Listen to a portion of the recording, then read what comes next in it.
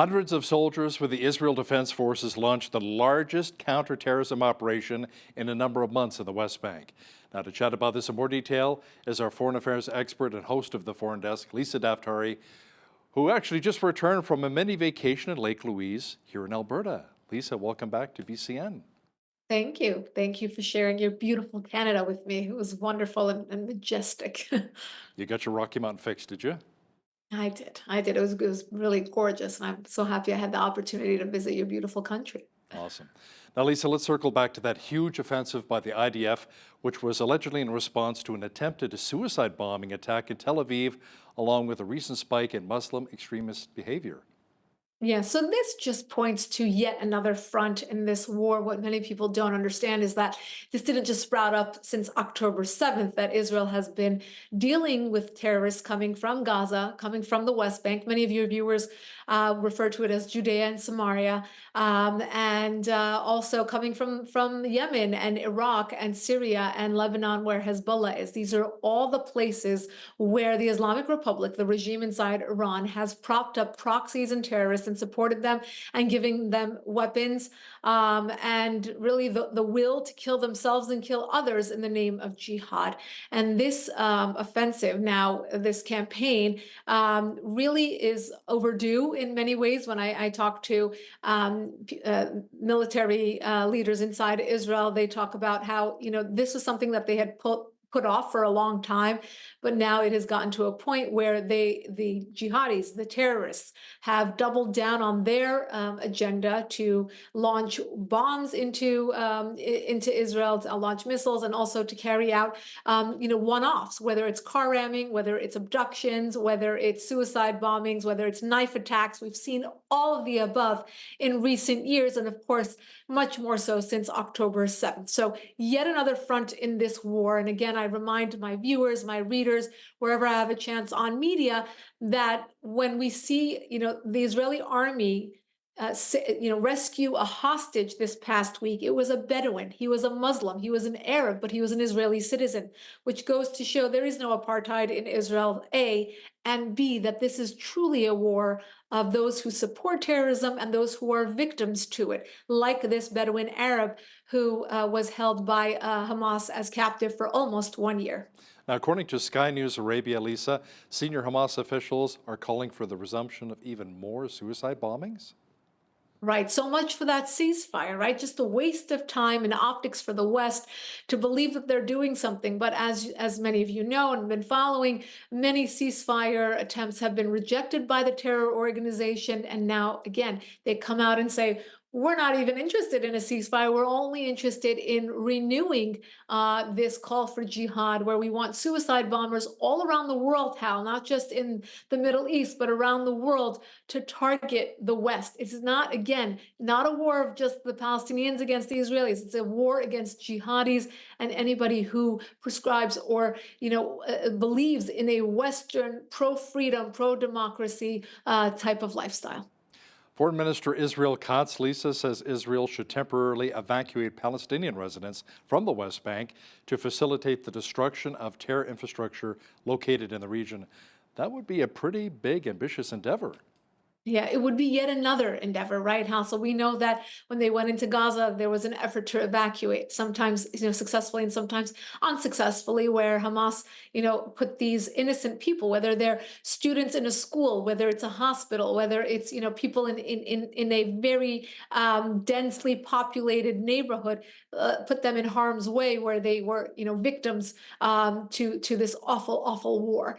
So we saw that in Gaza, we saw it in Rafah, and now it would be in the West Bank. So Israel is attempting to launch an even larger offensive here, because their feeling is, if we're going to put an end to terrorism, we have to root it out in every inch of this place. And if they're going into the West Bank, well, then they need to remove the people so that that death toll doesn't go up, and that they're able to really scour through and to identify not only the terrorists, but where they keep their weapons, where they have their tunnel systems, and where they operate from.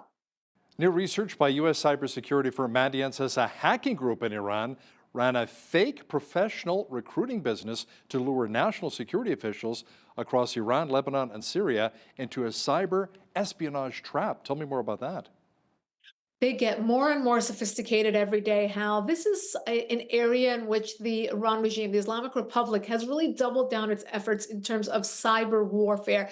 This is yet another basically phishing scam where they were trying to identify experts in the region.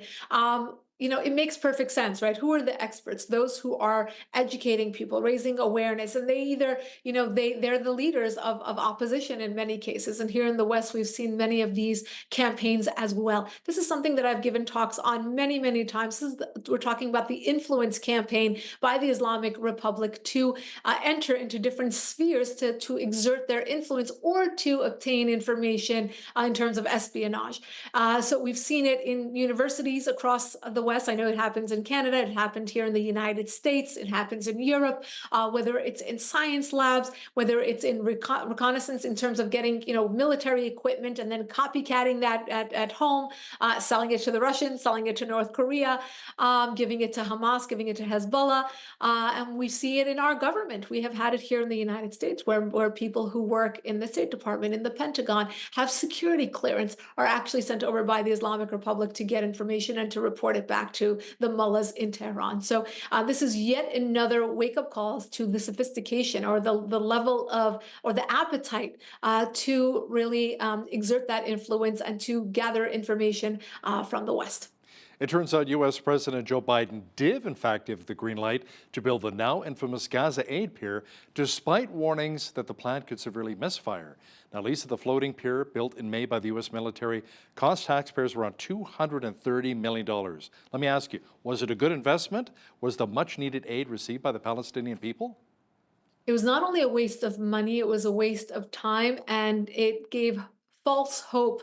And I'll tell you, one of them, we've talked about this before, Hal, but I'll say it again. The fact that we're in an election cycle here in the United States has been one of the most unfortunate things about this war in the Middle East, because we don't really see the truth. We don't have a real, a clear narrative about what's going on, because, the Biden administration and now Kamala Harris, who wants to obviously run as the Democrat nominee, are playing both sides. We hear this as they want to get votes in Michigan, so they have to pander to the pro-Palestinian talking points, and then of course losing a lot of Jewish donors and pro-Israel Christian donors and voters, and then pandering to this side.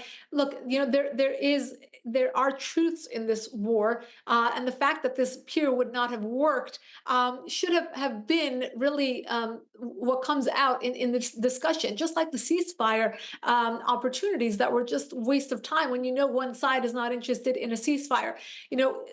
The Middle East, terrorism, national security, these are nonpartisan issues. These are bipartisan issues where both sides should come together and say, how do we best approach this so that there could be security and stability in the Middle East for both the Palestinians and the Israelis? How could we approach this so that terrorism doesn't trickle into the West, into Canada, into the United States, and into Europe?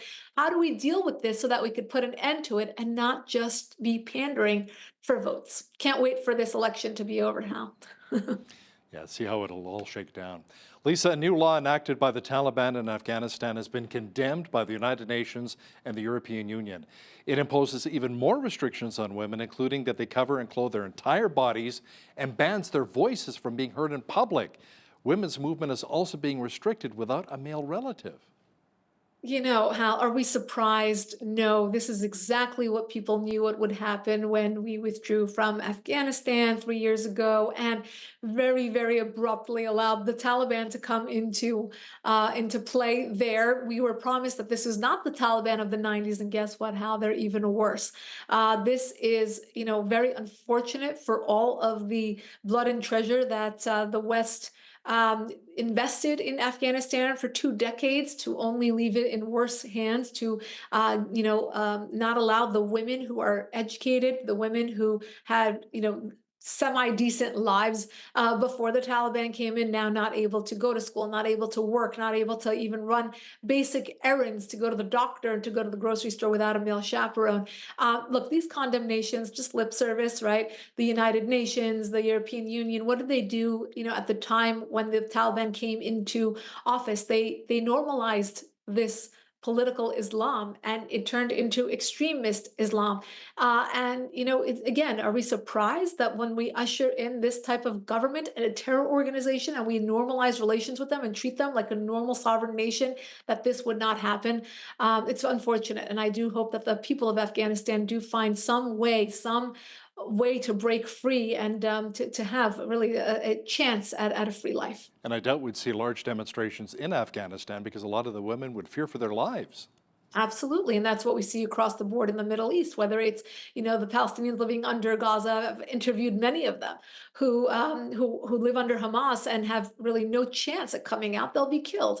Or the Iranians. We saw how bravely the Iranian women came out onto the streets, and the aftermath of the 22-year-old Masa Amini being killed for not wearing her hijab properly.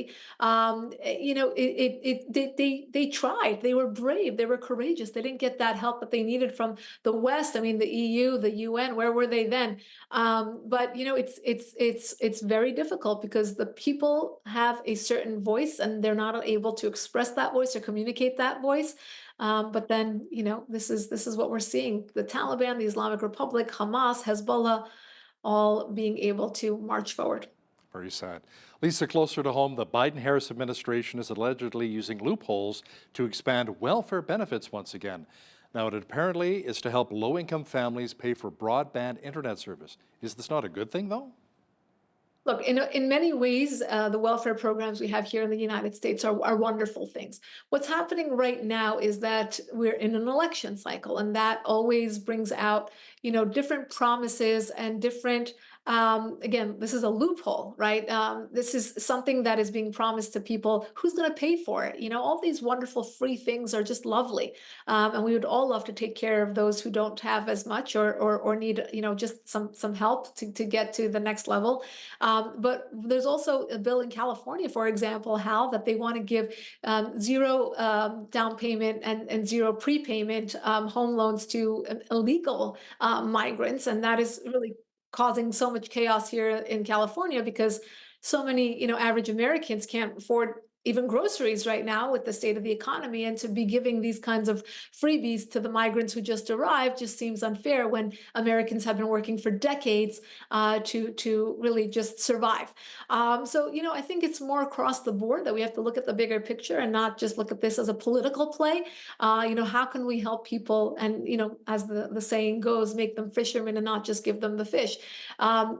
This We're in a very bad economy right now, and until the whoever's going to be president come January 2025 has to deal with the average American, how they get, how they can pay for gas, how they can pay for groceries, and then we'll talk about the freebies, like internet and free homes and things like that. The election is just around the corner. You're absolutely right.